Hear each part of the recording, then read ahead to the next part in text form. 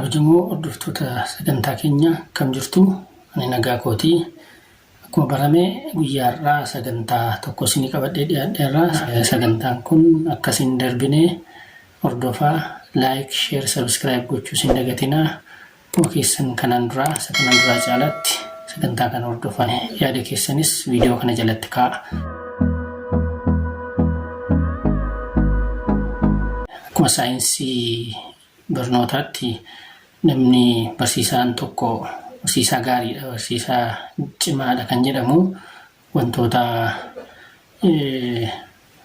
jajjaboo afur yookaan amaloota afur qabaachuu yookaan agarsiisuu danda'uu qaba. Inni tokkoffaan subject matter knowledge. Subject matter knowledge qabaachuu qaba. Waan barsiisuu, hiriyaa barsiisuu irratti, toopikii barsiisuu irratti beekumsa gahaa qabaachuu qaba.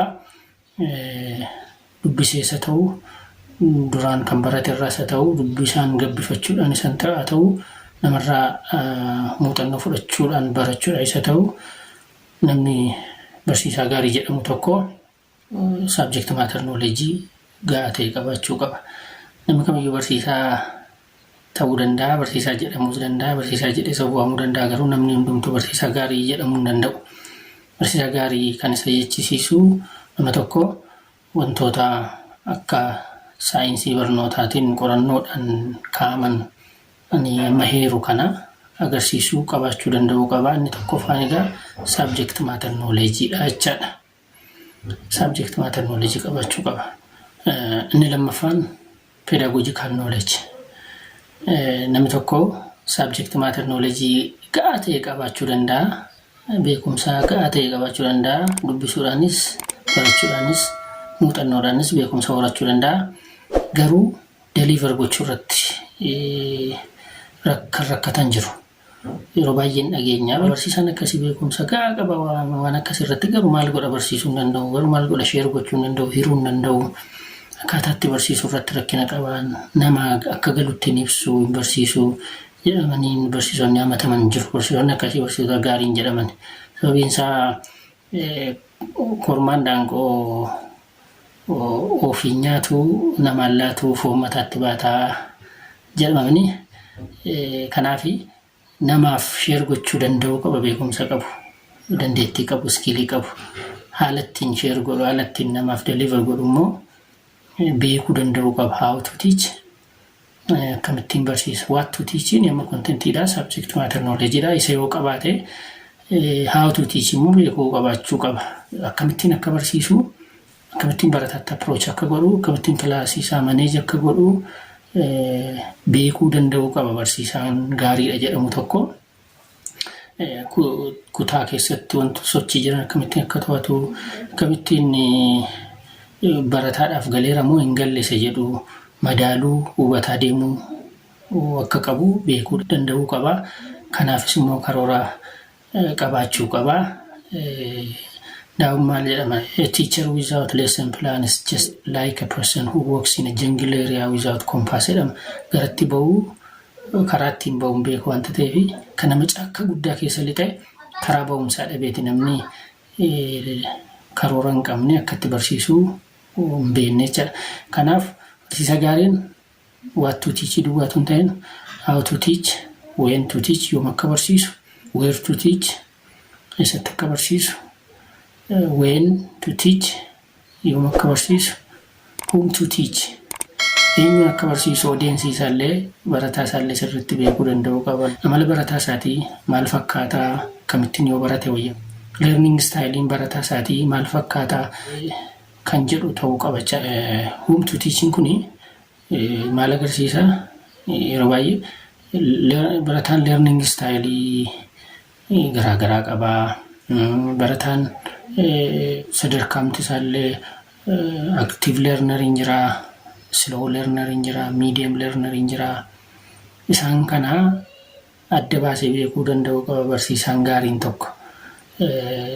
Haaluma sanaanis immoo qophaa'aa, haaluma sanaanis immoo barattootatti approach godha wanta ta'eef barataa isaa beekuu qaba, mala barataa isaati. Inni kuni walumaa galatti egaa pedagogical knowledge jedhama. Inni sadaffaan language instructional language danda'uu qaba. Barsiisaa gaariin tokko afaan ittiin barsiisu medium of instruction sirriitti danda'uu qaba.